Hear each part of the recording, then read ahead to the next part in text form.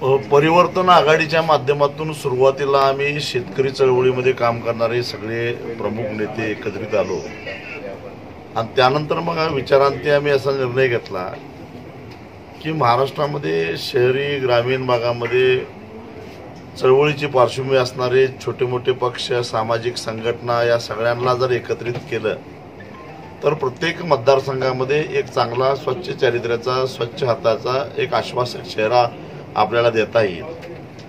आणि गेल्या अनेक वर्षापासून चळवळीच्या माध्यमातून जी काही आपण पुण्याई कमावलेली आहे ती पुण्याई या अशा स्वच्छ चारित्र्याच्या उमेदवाराच्या पाठीमागे जर लावली तर निश्चितच जनतेचा उमेदवार म्हणून ते उमेदवार प्रभावी ठरतील हा विचार आमचा झाला। आणि म्हणून किमान समान कार्यक्रमावर आधारित धर्माच्या, जातीच्या, प्रादेशिक वादाच्या पलीकडे जाऊन एक व्यापक अशी आघाडी आपण करावी हा निर्णय झाला। त्याच्यामध्ये दलितांचे प्रश्न आहेत, आदिवासींचे प्रश्न, महिलांचे, बेरोजगारांचे, शेतमजुरांचे, असंघटित कामगारांचे, या साऱ्यांचे प्रश्न, शेतकऱ्यांचे प्रश्न, या साऱ्यांचे प्रश्न घेऊन आपण 4 वर्ष 10 महिने सातत्यानं चळवळी करतो, आंदोलन करतो।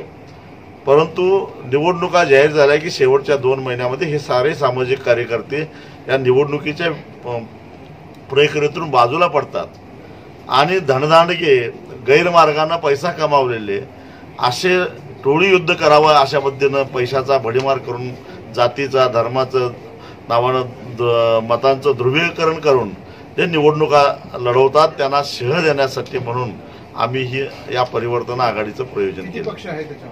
याच्यामध्ये सध्या तरी स्वाभिमानी शेतकरी संघटना आहे, भारत राष्ट्र समितीची महाराष्ट्र राज्य समिती आहे, त्याचबरोबर आत्ताच महाराष्ट्र विकास आघाडी सामील झालेली आहे, स्वतंत्र भारत पक्ष आहे, स्वतंत्र विदर्भ पार्टी आहे आणि शहरी भागामध्ये काम करणारे लोक भारती ही सुद्धा आहे। प्रामुख्याने तुम्ही शेतकऱ्यांचे नेते म्हणून ओळखले जातात महाराष्ट्रामध्ये, मात्र शेतकऱ्यांचे अनेक प्रश्न गेल्या 5 वर्षापासून प्रलंबित आहेत। पीक विमाचं असेल किंवा अनुदान असेल, म्हणजे अनेक प्रश्न आहेत। पण ह्या साऱ्या प्रश्नामध्ये सहभागी आम्हीच असतो सोडवण्यासाठी।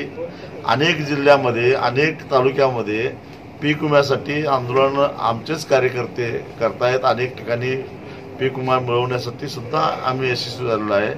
त्याचबरोबर आता नुकताच अतिवृष्टीमुळे, महापुरामुळे काही ठिकाणी नुकसान झालं, तिथे सुद्धा आंदोलन आमचेच कार्यकर्ते करतायत। त्यामुळं कुठल्या प्रश्नाकडे आम्ही दुर्लक्ष केलेलं नाही आहे, परंतु कार्यकर्त्यांची ताकद मर्यादित आहे आणि त्यामुळंच या साऱ्या सामाजिक संघटना, सामाजिक कार्यकर्त्यांना एकत्रित करून आम्ही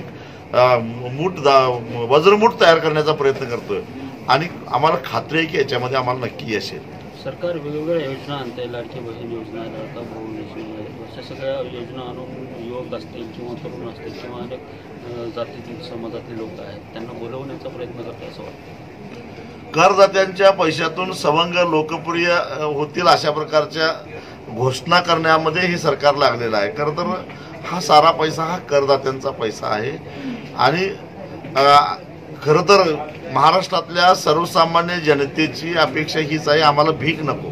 शरद जोशी आम्हाला शिकवले, आम्ही शरद जोशीच्या विद्यापीठामध्ये तयार झालेले कार्यकर्ते आहोत। भीक नको, आम्हाला घामाचे दाम द्या, आम्हाला हक्क द्या, आमचे अधिकार द्या आणि त्या पद्धतीनं आमच्या बहिणीला सांभाळायला आम्ही समर्थ नाही आहे का, किंवा अजून ज्या काही योजना सरकार राबवतं ते करायला आम्ही समर्थ नाही काय। अहो साधी गोष्ट आहे की महाराष्ट्रातलं सोयाबीन हे एक प्रमुख पीक आहे, पण केंद्र आणि राज्य सरकारच्या धोरणामुळे केवळ यावर्षी जवळपास 8,000 कोटी रुपयाचं नुकसान हमीभाव आणि बाजारभाव याच्यातल्या फरकामध्ये व्हायला लागलेलं आहे। मग कुठं आणि का 1500 रुपये कशाला देताय? जर तुम्ही आमच्या मालाला भाव दिला असता तर आम्हीच 1500 दिले असते।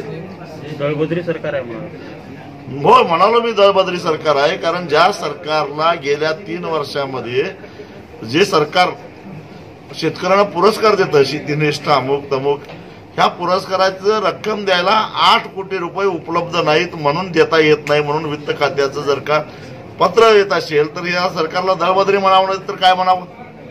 छत्रपती शिवाजी महाराज ही महाराष्ट्राची अस्मिता आहे आणि अशा पद्धतीनं घाई गडबडीनं पुतळा उभा करणं आणि त्या तो पुतळा वाऱ्याला टिकेल का नाही याचा विचार नाही करणं, ओळखीच्या वशिल्याच्या ठेकेदाराला काम देणं आणि अगदी ज्युनियर इंजिनियर पासून ते मंत्र्यांच्या पर्यंत अनेकांनी त्या कामामध्ये टक्केवारी घेणं, या सगळ्याचा एकत्रित परिणाम म्हणजे ही दुर्घटना आहे. महाराष्ट्रामध्ये होऊ घातलेल्या विधानसभेच्या निवडणुकीच्या संदर्भामध्ये आज आम्ही ते एक विस्तृत अशी प्रेस बोलावली होती. विषय असा होता की आघाडी आणि युती या दोन्हीही दोघांनाही नाकारून तिसरी एक शक्ती उभा करता येते का, त्या अनुषंगाने विचारविनिमय करण्यासाठी शेतकरी संघटनेचे धुरंधर नेते, स्वाभिमानी शेतकरी संघटनेचे राजीवजी शेट्टी, पुन्हा MRSPचे शंकरांना धोंडगे, पुन्हा चेटप, अशा 2-3 पक्षाचे लोक एकत्र येऊन आज महाराष्ट्रामध्ये तिसरी शक्ती उभा करण्याच्या अनुषंगाने किंवा समर्थ पर्याय देण्याच्या अनुषंगाने आज या ठिकाणी विचारविनिमय झाला. त्यामध्ये महाराष्ट्र विकास आघाडीचा सहभाग नोंदवा कसा याच्यासाठी आज विचारविनिमय करून महाराष्ट्र विकास आघाडीतील सर्व कार्यकर्ते सदस्य यांच्या विचारानुसार परिवर्तन आघाडी महाराष्ट्र राज्य यामध्ये सामील होऊन इथे निवडणुकीला सामोरे जावं असा विचारविनिमय करून या ठिकाणी सगळ्या बाबीवर चर्चा झाली. त्याच्या कुठल्या प्रश्नावर जायचं, कोणते प्रश्न ज्वलंत आहेत आणि राज्यामध्ये जाती धर्माचं भाषा प्रांत याला बघून काही नवीन लोकांपुढे विचार घेऊन जाता येतो का, यासाठी एक नवीन युती आम्ही आघाडी निर्माण केली. त्या आघाडीमध्ये आता सध्या तरी 5 ते 6 पक्ष आहेत. या पक्षाच्या माध्यमातून येणाऱ्या निवडणुकीला सामोरे जायचं आहे. त्यामध्ये प्रामुख्याने कोर कमिटीमध्ये राजीवजी शेट्टी, शंकरांना धोंडगे, चेटप आणि आम्ही सर्वजण एकत्र बसून एक कोर कमिटी तयार करायचं ठरलं आणि एक कॉमन मिनिमम प्रोग्राम तयार करायचा, अजेंडा तयार करायचा आणि त्यामध्ये लोकांना एक समर्थ पर्याय देण्याच्या दृष्टिकोनातून निवडणुका लावायच्या, निवडणुकीला सामोरे जायचं, उमेदवार द्यायचे, अशा प्रकारची चर्चा करून निवडणुकीला सामोरे जावं. प्रत्येक पक्षाच्या माध्यमातून आपापल्या आघाडीच्या नावाखाली, परिवर्तन आघाडीच्या नावाखाली आपापल्या पक्षाचे उमेदवार देऊन एक स्वतंत्रपणे महाराष्ट्रामध्ये एक समर्थ पर्याय देण्याच्या अनुषंगाने आज युती झाली. त्या अनुषंगाने आज प्रेस झाली. प्रेसला हे उपरोक्त सर्वजण उपस्थित होते. त्यामध्ये एकमुखी निर्णय असा झाला की येत्या निवडणुकीमध्ये जोमानं आपण उमेदवारी देऊ आणि एक समर्थ पर्याय देऊ, अशा प्रकारची चर्चा करून आजची प्रेस घेण्यात आली. तिसरी आघाडी म्हणता येणार नाही, पण सर्वसाधारण मागच्या दशकभरातला राज्यातल्या या सगळ्या आता असलेल्या राज्यकर्त्यांचा अनुभव बघता आत्ता ज्या राज्यामध्ये अस्तित्वात असलेल्या दोन्ही आघाड्या ज्या आहेत ते आलटून पालटून सत्तेत आलेले आहेत आणि जे काही शेतकऱ्याचे प्रश्न असतील, सामाजिक प्रश्न असतील किंवा सगळे विकासाचे जिव्हाळ्याचे प्रश्न असतील, या बाबतीत खूप मोठं महाराष्ट्राचं नुकसान झालेलं आहे. अनेक निवडणुकांमध्ये आम्ही बघतो शेतकरी समाजाचे प्रश्न तर इतके कठीण झालेले आहेत, पण या सगळ्या गोष्टीचा ज्याला मूलभूत प्रश्न असतील या प्रश्नाकडे निवडणूक कधी येत नाही.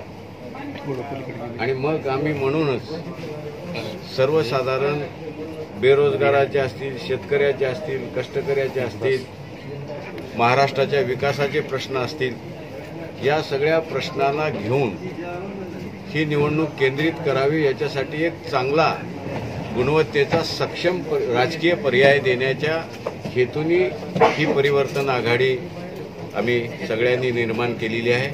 विशेषतः याच्यामध्ये सुरुवात करायला शेतकरी चळवळीतले गेली 3-4 दशकापासून महाराष्ट्रामध्ये जे काम करतात, राजूभाऊ शेट्टी असेल, मी तिकडं वामनराव सर्व छोटे छोटे सगळे एकत्रित करून आज एक आनंदाची बाब म्हणजे अण्णासाहेब पाटलांची जी काही महाराष्ट्र विकास आघाडी आहे ही या आता आघाडीमध्ये सोबत येण्याचा त्यांच्या कार्यकर्त्यांनी कार्यकारिणींनी आज निर्णय घेतलेला आहे. महाराष्ट्रामध्ये अनेक छोट्या मोठे पक्ष आणि संघटना यांच्यासोबतही आमची चर्चा चालू आहे. पुढच्या 2 आठवड्यामध्ये या सगळ्यांसोबत आमच्या चर्चा पूर्ण होतील आणि 4 तारखेला जे नांदेडला अधिवेशन घ्यायचं, आम्ही एक मोठं अधिवेशन राज्यभरातून 50,000 सगळ्या आघाडीच्या वतीनं प्रतिनिधी येतील असं जाहीर केलं होतं. पण सगळ्या आमच्या मित्रपक्षांचं म्हणणं आलं की आपण तिथं एक चांगला किमान समान कार्यक्रम देऊ, महाराष्ट्राला एक चांगला निवडणूक अजेंडा देऊ आणि 4-5 आणखी जे मित्र आहेत ते जुटणार आहेत, चर्चेत आहेत, त्याचा चांगला प्रभाव येईल. म्हणून हे अधिवेशन नांदेडलाच पण सप्टेंबरच्या शेवटच्या आठवड्यात घेण्याचा आमचा निर्णय झालेला आहे आणि आम्हाला खात्री आहे की ही आघाडी एक चांगला महाराष्ट्रामध्ये राजकीय पर्याय म्हणून समोर येईल. किंबहुना तुम्ही ज्याला तिसरी म्हणता, जनतेच्या मनात आल्यावर ही पहिली आघाडी होऊ शकेल असं आम्हाला खात्री आहे. किती जागा लढवणार राज्यामध्ये? आता जवळपास आमच्यासोबत जे मित्र तयार होतात, जे वेगवेगळ्या समाज घटक आहेत, छोटे छोटे पक्ष आहेत, या कारण कुठल्याही एका संघटनेची ताकद काटोलपासून काही गडिंग्लजपर्यंत सर्व दूर महाराष्ट्रात नाही, पण वेगवेगळ्या भागामध्ये वेगवेगळ्या संघटना आणि त्यांचे नेते 1, 2, 5 मतदारसंघामध्ये ताकद संघटना राखून आहेत. ते सगळे एकत्र येत आहेत. त्यामुळे कुठं एखाद्या भागामध्ये तिथली निवडणूक आम्हाला लढवायला अडचण जाईल आमच्या आघाडीला, असं तर काही आम्हाला सध्या दिसत नाही.